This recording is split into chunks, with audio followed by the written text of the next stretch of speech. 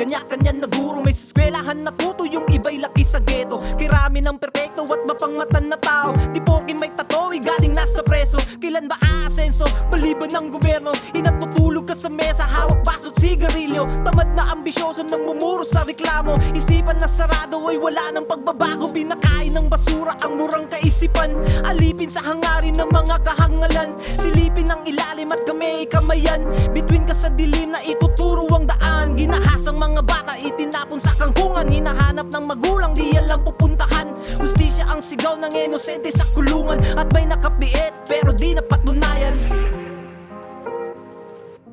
May nakapiit pero di napatunayan. Di napatunayan. Mga sinulat sa kadero na pinaglaanan. Mga kwento ng buo sa malikot ko naisipan. Hanggang sa naging abo yung pangarap na puhunan. Dil sa maling pinto na ginusto kong mapasukan. Wag mong ikumpara ang sarili sa iba. Kanya-kanya ng hulmahan. Kada apak ng paa maging kontento at masaya. Kung ano ang meron ka, sisipagan bawat laban kahit pa walang wala.